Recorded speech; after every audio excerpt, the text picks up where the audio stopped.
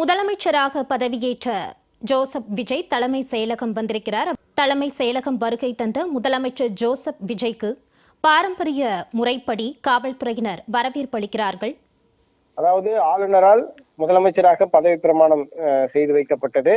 அவருடன் சேர்ந்து 9 அமைச்சர்களும் பதவி பிரமாணம் எடுத்துக்கொண்டனர். இந்த நிகழ்ச்சிகள் அனைத்தும் நேரு உள் விளையாட்டு அரங்கத்தில் நடைபெற்றது. இந்நிலையில் நேரு உள் விளையாட்டு அரங்கத்தில் இருந்து கான்வாய் புடைசூழ முதலமைச்சர் விஜய் அவர்கள் நேரடியாக தலைமைச் செயலகம் சென்றிருக்கிறார். அந்த இடத்துல அவருக்கு பாரம்பரிய முறைப்படி வரவேற்பு அளிக்கப்பட்டது. இந்நிலையில் அவர் முதலமைச்சர் அறைக்கு சென்று அவர் முதலமைச்சர் நாற்காலியில் அமர்கிற அந்த காட்சியை நாம் திரையில் பார்க்க முடிகிறது. ஜார்ஜ் கோட்டையில் முதலமைச்சர் அறையில் இப்போது விஜய் இருக்கிறார். அந்த காட்சிகளை நாம் தற்போது காண முடிகிறது. கோட் ஷூட் அணிந்து முதலமைச்சர் இருக்கையில் ஜோசப் விஜய் அவர்கள் தலைமைச் செயலகத்தில் தற்போது அவர் அமர்ந்திருக்கிற அந்த காட்சிகளை நாம் காண முடிகிறது. அவர் கட்சி ஆரம்பித்து தமிழக வெற்றி கழகம் என்ற ஒரு கட்சியை துவங்கி 2 ஆண்டுகள் ஆன நிலையில் தற்போது அவர் தேர்தலில் போட்டியிட்டு வெற்றி பெற்று தேர்தலுக்கு பிறகாக சில கட்சிகளுடைய ஆதரவை பெற்று 118 சட்டமன்ற உறுப்பினர்களை பெரும்பான்மையாக கொண்டு இப்போது அவர் முதலமைச்சராக தமிழகத்தினுடைய முதலமைச்சராக பதவியேற்றிருக்கிறார். அவருடன் சேர்ந்து 9 அமைச்சர்கள் பதவியேற்றுக் கொண்ட நிலைமையில் இப்போது தலைமைச் செயலகத்துல முதலமைச்சர் அறையில தனது அறைக்கு முதலமைச்சர் இருக்கையில அமர்ந்திருக்கிற அந்த காட்சிகளை நாம் காண முடிகிறது. விஜய் அவர்களுக்கு அங்கு உயர் அதிகாரிகள், தலைமை செயலாளர்கள், பல்வேறு துறைகளுடைய செக்ரட்டரிகள் நேரடியாக வந்து பூங்கொத்து வழங்கி அவரை வாழ்த்துகிற அந்த காட்சிகளை நாம் காண முடிகிறது. அமைச்சராக பொறுப்பேற்றுக் கொண்ட புசி அனந்த் மற்றும் வெங்கடரமணன், ஆதவ் அர்ஜுனா போன்றவர்களெல்லாம் உடன் இருக்கிறார்கள். அமைச்சராக பொறுப்பேற்றுக் கொண்டிருக்கிற செங்கோட்டையன், மூத்த அரசியல் தலைவர் செங்கோட்டையன், அவரும் தற்போது விஜய் அவர்களுடன் முதலமைச்சர் அறையில் இருக்கிற அந்த காட்சிகளை நாம் காண முடிகிறது. தமிழக வெற்றி கழகத்தினுடைய தொண்டர்களுடைய நீண்ட நாளைய கனவு. விஜய் அவர்கள் பல ஆண்டு காலம் திரைத்துறையில் கதாநாயகனாக இருந்தாலும் கூட தமிழக அரசியலில் கோலோச்ச வேண்டும் என்ற நிலைப்பாட்டை வெளிப்படுத்தி கொண்டிருந்தவர்.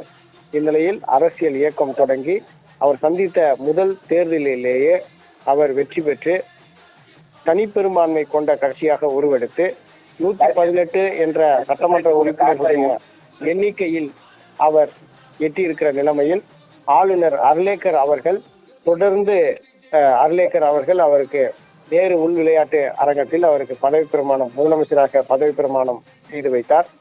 விஜய் அவர்கள் முதலமைச்சர் பதவி பிரமாணம் எடுத்துக்கொண்டது மட்டுமல்ல, ரகசிய காப்பு பிரமாணமும் எடுத்துக்கொண்டார். அவருடன் சேர்ந்து 9 பேர் இந்த அமைச்சரவையில் இப்போதைக்கு இடம்பெற்றிருக்கிறார்கள்.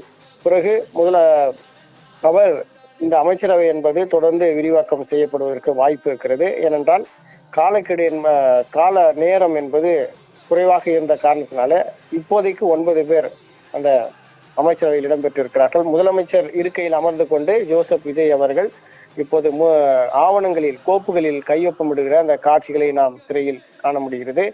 அவர் முதலமைச்சராக பொறுப்பேற்றவுடன் 3 உத்தரவுகளில் அவர் கையொப்பமிட்டிருக்கிறார். அதில் மிக முக்கியமானது 200 யூனிட் மின்சாரம், 500 யூனிட்டுக்கு உள்ளாக யார் பயன்படுத்துகிறார்களோ அவர்களுக்கு 200 யூனிட் மின்சாரம் இலவசம் என்ற கோப்புல அவர் கையொப்பமிட்டார்.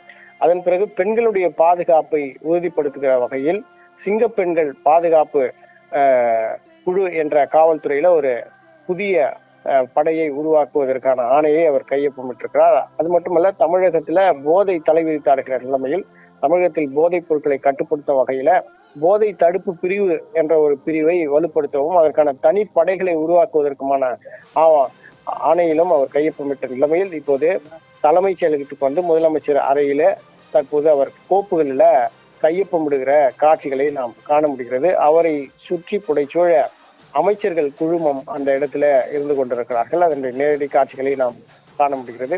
முதலமைச்சருக்கான தனிப்பிரிவு செக்ரட்டரிகள் இப்போது அங்கு இருக்கிறார்கள். அந்த காட்சிகளை நாம் காண முடிகிறது. முதலமைச்சராக விஜய் பொறுப்பேற்க போகிறார் என்று தெரிந்தவுடன் தலைமைச் செயலகத்துல முதலமைச்சருடைய அறைகள் எல்லாம் புனரமைக்கப்பட்டு அதற்காக பிரத்யேகமான அந்த அறை உருவாக்கப்பட்டு இப்பொழுது அந்த இடத்துல விஜய் அவர்கள் முதலமைச்சர் இருக்கையில் அலங்கரித்துக் கொண்டிருக்கிற அந்த காட்சிகளை நம்மால் காண முடிகிறது.